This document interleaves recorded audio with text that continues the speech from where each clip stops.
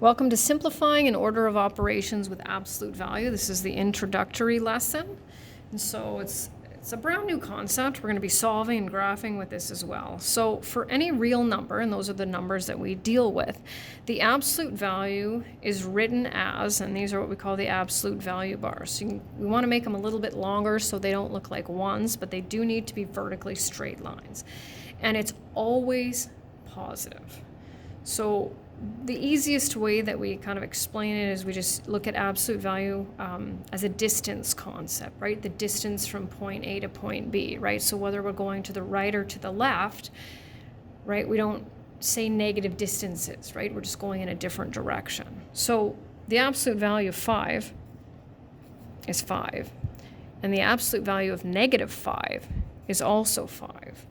And I kind of liken it, I guess, this is kind of a little bit of a number line map sort of thing, right? So we've got Swift Current, Moose Jaw, and Regina. So if I said, well, what's the distance between Moose Jaw and Regina, right? You'd say 72 kilometers. I think that's city center to city center, by the way. But if I said, okay, well, what's the distance between Swift Current and Moose Jaw? You would not say negative 177 kilometers, even though we're going the other direction, right? You would say it's 177 kilometers. So, whoops, got a couple of just introductory concepts to deal with. So it says write the real numbers in order from least to greatest in their original form.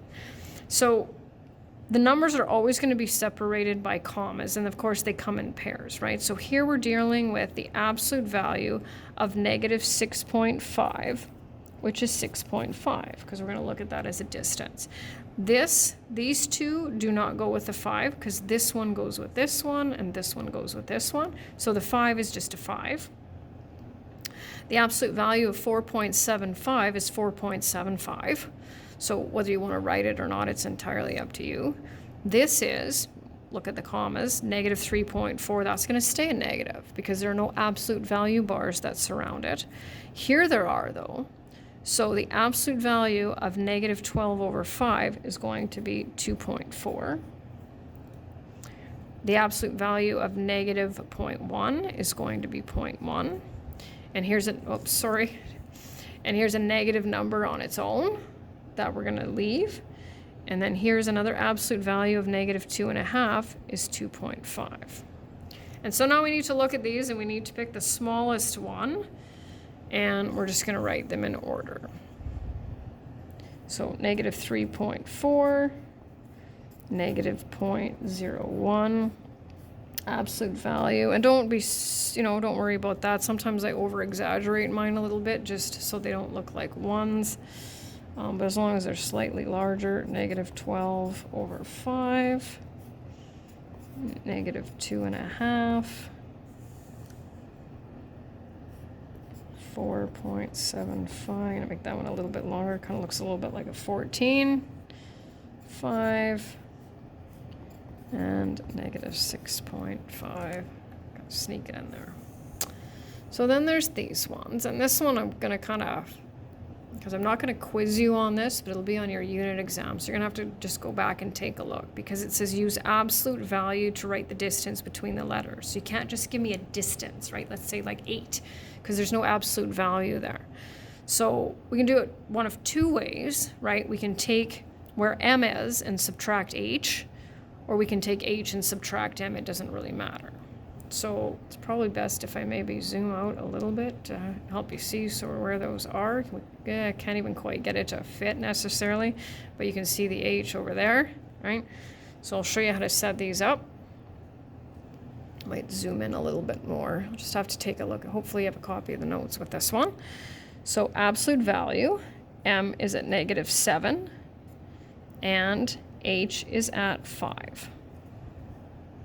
So we work out what's inside those absolute value bars, right? And then the distance between M and H is 12. A and T.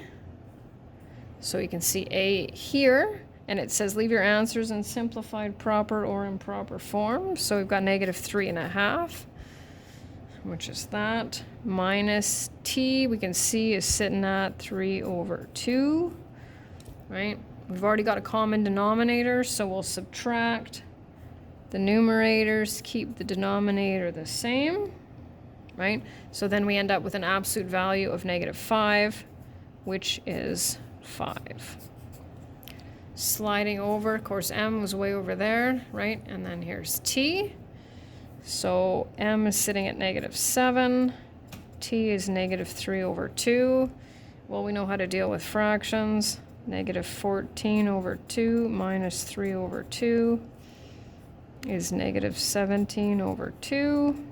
And the absolute value of that is 17/2.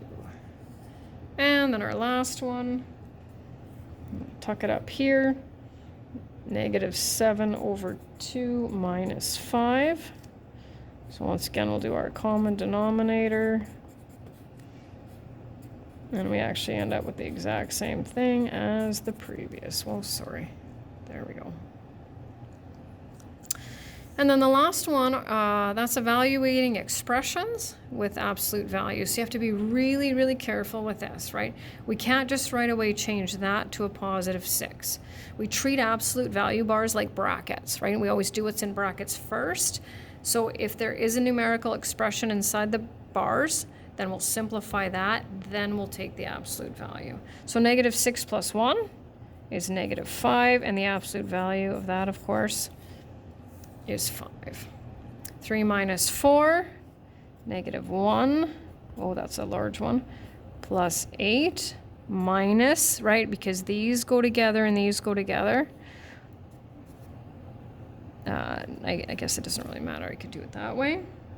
Okay, absolute value of -1 is 1, plus 8, minus 5, gives me 4.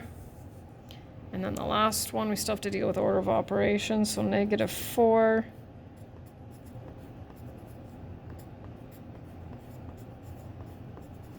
We always do exponents before we do multiplication. And we end up with -500.